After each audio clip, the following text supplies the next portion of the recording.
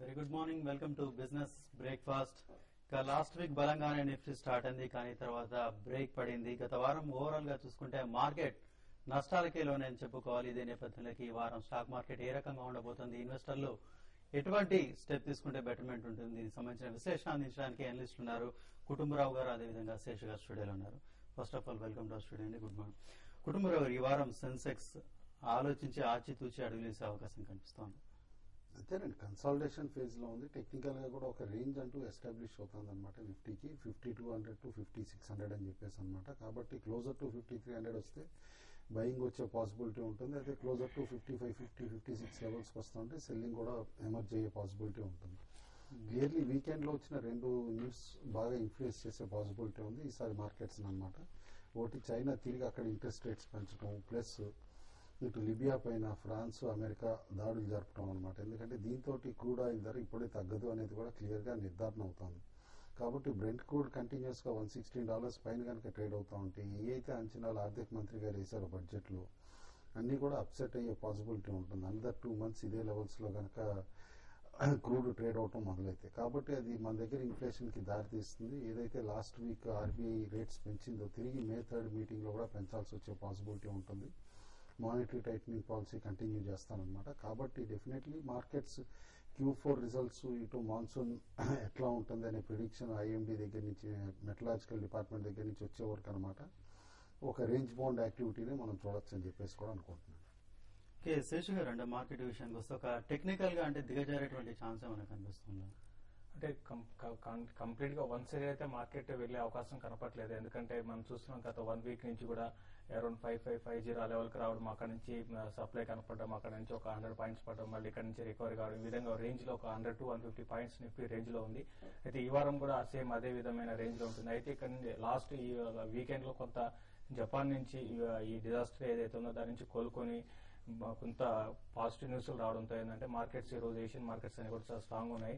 అయితే ఇంతకుముందు కుటుంబరావు గారు చెప్పినట్టు క్రూడ్ ఆయిల్ అనేది కన్సర్న్ మరీ ముఖ్యంగా ఇండియాకి చాలా ఇది నెగిటివ్ అవుతుంది. ఈ విధంగా క్రూడ్ ఆయిల్ పెరగడం అనేది అదొకటే కొత్తగా ఇప్పుడు మళ్ళీ మన ఈక్విటీ మార్కెట్స్ కొంత నెగిటివ్ కావచ్చు.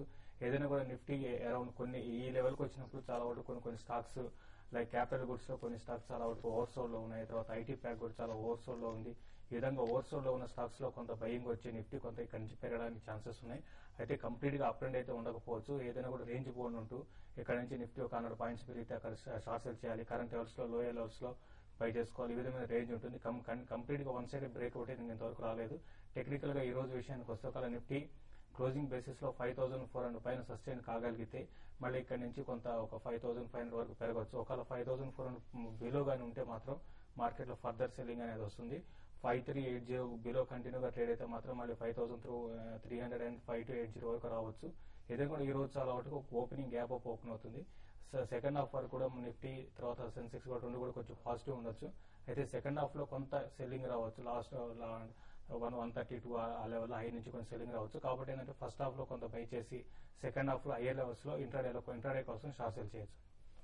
చాలా కాలర్స్ లైన్ లో ఉన్నారు. మొట్టమొదటి కాల్ ఇస్తున్నాం. హైదరాబాద్ నుంచి శ్రీధర్ గారు టెలిఫోన్ లో సిద్ధంగా ఉన్నారు. శ్రీధర్ గారు నమస్తే, చెప్పండి. నేను కేఆర్బిఎల్ 100 షేర్స్ హోల్డ్ చేస్తున్నాను. December 6 తీసుకున్నాను. హోల్డ్ చేయొచ్చండి?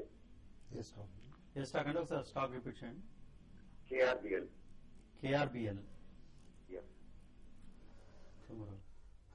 అగ్రి స్టాక్స్ అన్ని లైమ్ లైట్ లో ఉన్నాడు. కేఆర్బిఎల్ లో మాత్రం స్పెక్యులేటివ్ యాక్టివిటీ కాస్త ఎక్కువ ఉండి స్టాక్ అండర్ పెర్ఫార్మ్ చేస్తుందండి. బట్ రీసెంట్లీ కొంత లిమిటెడ్ బయింగ్ ఎమర్జ్ అవటం చూసాం అనమాట. ఎందుకంటే రబీ క్రాప్ బాగుంది నార్త్ ఇండియాలో కూడా అని చెప్పేసి చెప్తున్నారు. కాబట్టి అస్ ఆఫ్ నౌ మాత్రం హోల్డ్ చేయమని చెప్పేసి చెప్తానండి స్టాక్. రైట్, మరో కాల్ తీసుకున్నాం. బెంగళూరు నుంచి హేమసుందర్ టెలిఫోన్ లో సిద్ధంగా ఉన్నారు. హేమసుందర్ గారు గుడ్ మార్నింగ్ అండి. గుడ్ మార్నింగ్ కుటుంబరావు గారు. గుడ్ మార్నింగ్ అండి. నేను కొంచెం Jain irrigation and Yes Bank ఈ రెండు స్టాక్లు లాంగ్ టర్మ్ కోసం ఎలా ఉంటాయి, ఇది నా ఫస్ట్ క్వశ్చన్ అండి. సెకండ్ క్వశ్చన్ ఏమో మన స్టాక్ మార్కెట్స్ ఎప్పుడు 40,000 లెవెల్ చూడగలవు? 40,000 లెవెల్ ఒకటండి, Jain irrigation recently highly volatile అయిందనమాట. స్టాక్ పోస్ట్ స్ప్లిట్ 220 దగ్గర నుంచి కంటిన్యూస్ గా స్టాక్ 155, 156 లెవెల్స్ కూడా టెస్ట్ చేయడం చూసాం. ఆ తర్వాత రిలీఫ్ ర్యాలీ వచ్చినా కూడా 210 దగ్గర బాగా స్ట్రాంగ్ రెసిస్టెన్స్ ఫేస్ చేసింది. తిరిగి ఇప్పుడు 180, 190 లెవెల్స్ దగ్గర ట్రేడ్ అవుతుంది అనమాట. బేసికల్లీ ఈ వొలటిలిటీ రావడానికి కారణం కంపెనీ ఒక ఎన్బిఎఫ్సి సెటప్ చేద్దాం అనుకుందనమాట. ఎందుకంటే ఫార్మర్స్కి ఇన్పుట్ ఫైనాన్స్ ప్రొవైడ్ చేయడం కోసం అని చెప్పేసి. అయితే మార్కెట్స్ దాన్ని ఫేవరబుల్గా ట్రీట్ చేయలేదన్నమాట. ఎందుకంటే ఎన్పిఎస్ ఎక్కువ ఉంటాయి ఈ సార్ట్ ఆఫ్ లోన్స్లో, కాబట్టి కంపెనీ ఊరినే రిజర్వ్స్ ఫిల్టర్ అవే చేస్తుందని చెప్పేసి అనమాట. బట్ ఓవరాల్గా చూస్తే కనుక అలా బిజినెస్ మోడల్లో that should be a positive factor in long term for the company. కాబట్టి అట్ లోవర్ లెవెల్స్ అంటే కరెంట్ కన్సాలిడేషన్ ఫేజ్లో క్లోజర్ టు 180 డెఫినెట్లీ బై చేయండి అని చెప్పేసి సజెస్ట్ చేస్తాను. సెకండ్ స్టాక్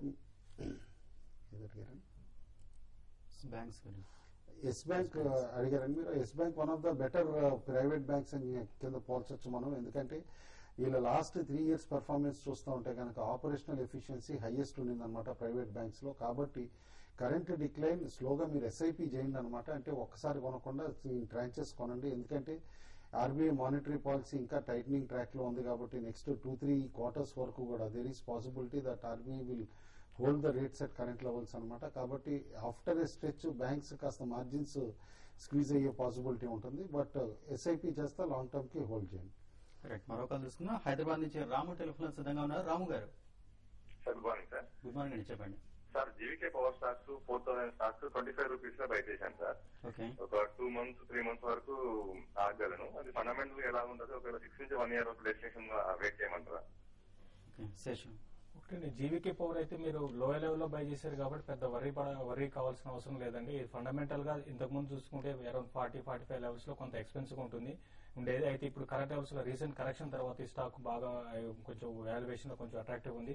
ఏదైనా కూడా ఇన్ఫ్రాస్ట్రక్చర్ చెందిన స్టాక్స్ అని పవర్ అండ్ ఇన్ఫ్రాస్ట్రక్చర్ చెందిన స్టాక్స్ అని లాస్ట్ 1 year గా 1 year to 1.5 year ఏమాత్రం పెరగడం లేదు. కాబట్టి కరెంట్ లెవెల్స్ లో మీరు ఒక 6 months గానీ ఆగితే డెఫినెట్ గా ఇది మళ్ళీ 35 to 40 లెవెల్స్ రావచ్చు.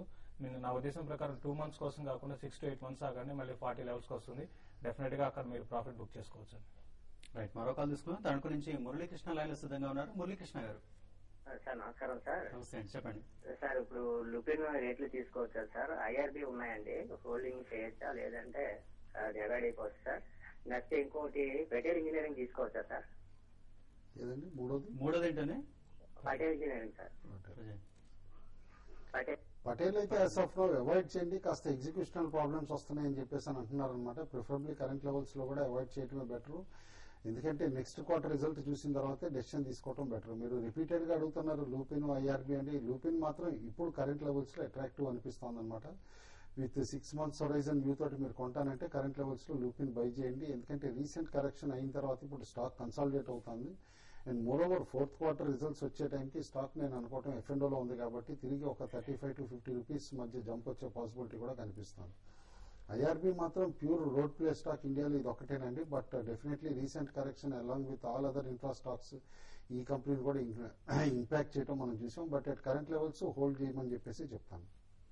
మరో కాల్ తీసుకుందని కడప నుంచి శివకుమార్ గారు టెలిఫోన్ సిద్ధంగా ఉన్నారు. శివకుమార్ గారు హలో. హలో శివకుమార్ గారు చెప్పండి. సార్ గుడ్ మార్నింగ్ అండి. గుడ్ మార్నింగ్ అండి, చెప్పండి. నాలుగో ఇండస్ట్రీస్ తీసుకున్నానండి 400+ లో. దాని రేట్ ఇప్పుడు 103 ఉంది. యాక్చువల్ గా ఏమి దాని పరిస్థితి ఏమైందండి? ఇంకా కొన్ని కొనొచ్చా?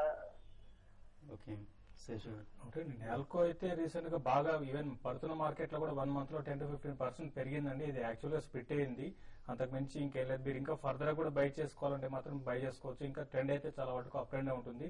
ఇది మీరు 400 రూపీస్ నుంచి పడిందని కాదనమాట. మీరు కరెంట్ లెవెల్స్ లో స్టాక్ కొంత చిన్న కరెక్షన్ వచ్చినప్పుడు అరౌండ్ 100 రూపీస్ ఆ లెవెల్కి వచ్చినప్పుడు మీరు లాంగ్ టర్మ్ ఇన్వెస్ట్మెంట్ కోసం డెఫినెట్ గా బై చేసుకోవచ్చు అండి.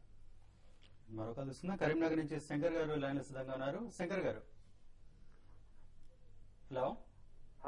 Hello sir. సార్ చెప్పండి. పాలిప్లెక్స్ గురించి కావాలండి. పాలిప్లెక్స్ ఎలా ఉంటుంది? ఆల్రెడీ 320లో తీసుకున్నాను. Okay, super. మీరు లోవర్ లెవెల్స్ లోనే తీసుకున్నారండి. చాలా మంది అయితే కనుక 800-900 లెవెల్స్ లో కూడా స్టక్ అయిన వాళ్ళు ఉన్నారు ఈ స్టాక్ లో. బట్ డెఫినెట్లీ ఏంటంటే వర్స్ట్ అయిపో వస్తుందండి విఓపిపి కంపెనీస్ అన్నిటికీ అనమాట. పాలిస్టర్ ఫిలిం కంపెనీస్ కి recent correction slightly over done అన్నట్టు అనిపిస్తుంది. కాబట్టి కరెంట్ లెవెల్స్ లో మాత్రం హోల్డ్ చేయండి. 4th quarter రిజల్ట్స్ తర్వాత వచ్చే ర్యాలీలో ఎగ్జిట్ అయిపోండి.